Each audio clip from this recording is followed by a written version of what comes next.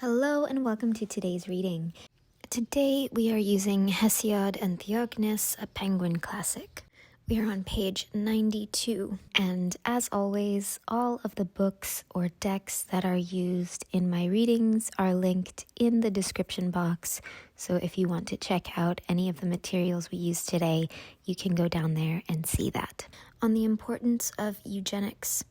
Slave heads don't ever stand up straight. They grow, tipped down in servitude, their necks bent low. No rose nor hyacinth comes from the wild squill, nor does a slave bear a free child. So, what I'm getting for you is that you are currently dealing with a genetic or familial trauma, something that's been passed down through your family line.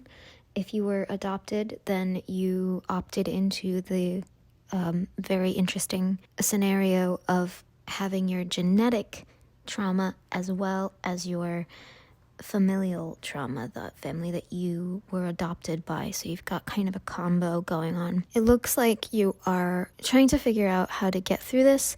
You may have done quite a lot of inner child work, a lot of shadow work, and you have come up against a theme in your family, a theme that you are starting to see play out, or you are starting to reflect and see how it played out in your childhood all around you throughout your entire family. Like I said, the people around you the most. You might actually be seeing it in everyone around you, not just your family.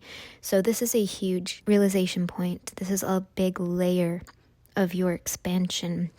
This is a very high-minded, very energetic conversation that we're having. So if it doesn't resonate, that's okay. You might not even need it to necessarily. It's just something to listen to.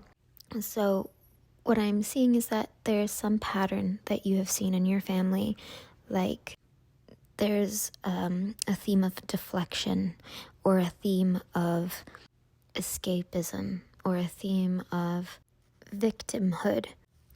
And you are being called to honestly be the healer of this trauma, to be the last stop. You may be someone who doesn't identify as being interested in parenthood. You might not feel called to have children, or you may regret having them if you did have them already.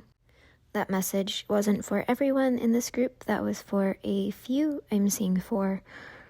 The number 4 might be important to you if that resonated with you as well. But I'm feeling like I'm skirting around the topic. I feel like there's a block here, and this may be something that you're experiencing as well. You may be feeling this intense blockage, and you don't know what it is, but you know that it's big, and you might feel like it's bigger than you, and you might be having a hard time allowing yourself to get into it because you feel like if you start, you'll be completely consumed by it and swallowed by it, and you'll never get out the other side. I would highly recommend bringing other people into this work with you. You don't need to go through this alone. You might feel a lot of shame and fear around it, which I understand is a big reason why you might not have thought of bringing other people in or feeling like you're trapped. But if you have the means and you can find someone who does soul retrieval work, that might be very beneficial for you to have someone hold your hand with you, because as they hold space for you to process through this, they can act as an anchor for you so that you have something to come back to. I'm seeing someone using the soul cord to do astral projection. So the person that you work with, if you choose to do that, will hold on to the cord for you, and they will let it out for you so that you have something attaching you back to your more aware self. It might benefit you to channel your parts that are in this section, or the parts that are afraid of it. I think if you channel the parts that are afraid of this particular area of your psyche and work through their resistance and show them that you are taking care of them, it'll be easier for you to access this. This is a large goal for your soul, however, so I don't think that avoiding this and letting it go and letting someone else deal with it is the best option for you. You certainly can. You can also put it on hold for a while and do other things. But this does feel like a soul calling to me for you. I'm trying to get information on what this trauma might be. I'm just seeing a big white marble wall, maybe pale blue, that might be significant to you in some way. I don't know if you could hear this, but there's some people outside and they're being quite loud. If you could hear that, that might be how you're feeling when you try to get into this. It's like you keep getting distracted and interrupted. It's like anytime you try to settle into this thing, you try to get your teeth into it, something small and annoying comes up and it takes your energy away from this.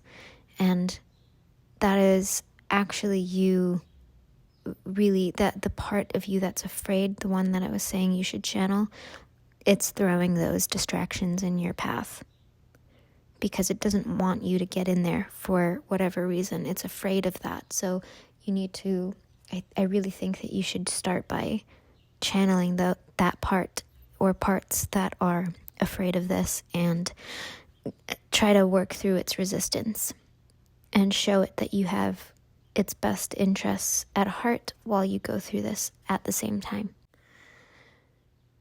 I'm getting that. I'm trying to see if it pertains to a particular aspect of your life, and what I keep hearing is it's everything. So I think it's kind of like it's not really one particular part of your life. It's not your career or your love life or your friendships or your family. It's everything. It's completely pervasive. So this is something that has been happening and accumulating for a long time. And it's huge work that you signed up for.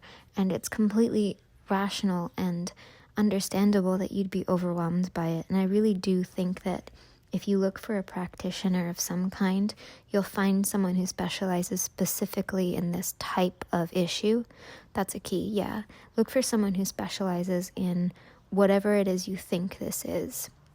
So if you work with that resistance, the resistant part, they might be able to tell you a little bit about what the subject is. You might already know consciously. But if not, working with that part, they might be able to tell you what the issue is, why they're so afraid of it. And from that information, you can extrapolate what the topic loosely is and look for a practitioner who works specifically on that. So for example, if it's a trauma around avoiding a particular part of life, like sexuality or creativity, then you could find a practitioner who specifically works on opening up that part of your life. This is really big work, and it is a lot, and I totally understand that you're feeling overwhelmed and why you would be, and I think anyone would be in your position, but it's not something that you have to get through as quickly as possible. It's more of a lifelong process, and finding people who can help you along that path, both by uncovering those parts, those aspects, and also by bringing you the opposite experience, right? So bringing you the experience of creativity and sexuality in the example I just gave, or bringing in the experience of facing your emotions directly if it's something that's avoidant or deflective, and so on. So I think that this can be a really fun and heart-opening experience for you. And I think you have a lot in front of you, and you might be like, oh great, well I just did all this work, now I have to do all of this too. And this one isn't work to get through. Like I said, this is the journey. This is the journey that you are stepping into. This is kind of like a long theme for your life, if you want it to be. I hope this was helpful. I hope it resonated. Leave a comment down below. Let me know what's going on. Let me know how this fit into your life. Like the video if you liked it. Be sure to subscribe to this channel if you haven't already, and hit the notification bell and select all notifications so that you actually get updated every time I upload a new video. Good luck, and I'll see you next time.